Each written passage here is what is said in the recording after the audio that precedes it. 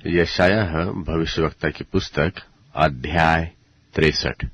यशायाह अध्याय 63। यह कौन है जो एदोम के बोआ नगर से बैंजनी वस्त्र पहने हुए चला आता है और अति बलवान और भड़कीला पहरावा पहने हुए झूमता चला आता है? यह मैं ही हूँ जो धर्म से बोलता और पूरा उद्धार करने की शक्ति रखता हूँ। तेरा पहरावा क्यों लाल है और क्या कारण है कि तेरे वस्त्र हौद में दाख रौंदने वाले के समान है? मैंने तो हौद में अकेले ही दाखें रौंदी है और देश देश के लोगों में से किसी ने मेरा साथ नहीं दिया। हाँ, मैं अपने क्रोध में आकर उन्हें रौंदा और जलकर उन्हें लताड़ा। उनके ही लहू से जो छींटे जो मेरे वस्त्र पर पड़ी, इससे मेरा सारा पहरावा धब्बेदार हो गया है, क्योंकि पलटा लेने का दिन मेरे मन में है और मेरी छुड़ाई हुई प्रजा का वर्ष आ पहुंचा है और मेरे ताकने पर कोई सहायक न दिखाई पड़ा। और मैंने इससे अचंभा भी किया कि कोई संभालने वाला नहीं मिला। तब मैंने अपने ही भुजबल से उद्धार किया और मेरी जलजलाहट ही ने मुझे संभाला। हाँ, मैंने अपने क्रोध में आकर देश देश के लोगों को लताड़ा और अपनी जलजलाहट में उन्हें मतवाला किया और उनके लोहू को भूमि पर बहा दिया।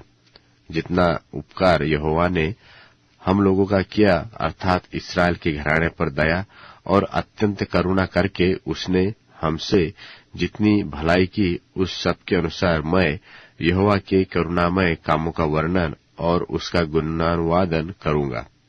उसने कहा कि निसंदेह ये मेरी प्रजा के लोग हैं और ऐसे लड़के हैं जो धोखा न देंगे, इसलिए वह उनका उद्धारकर्ता हो गया।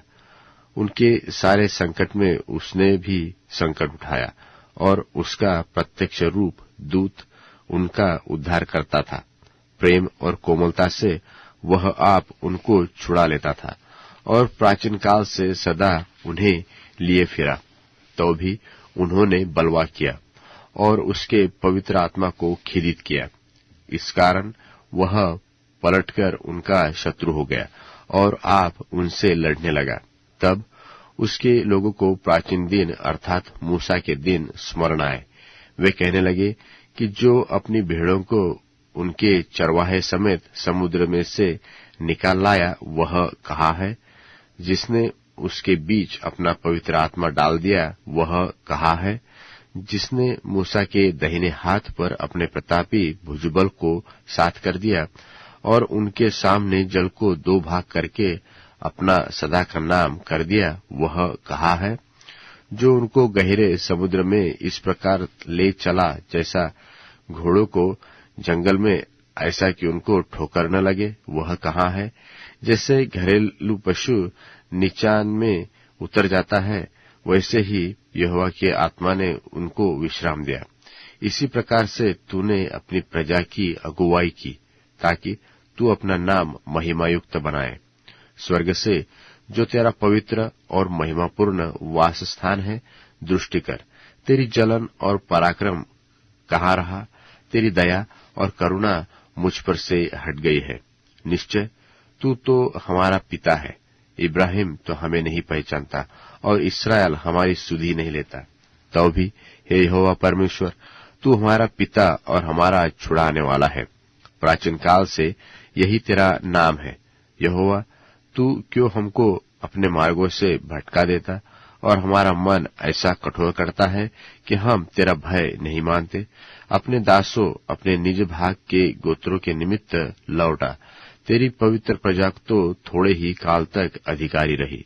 हमारे द्रोहियों ने तेरे पवित्र स्थान को लताड़ दिया है।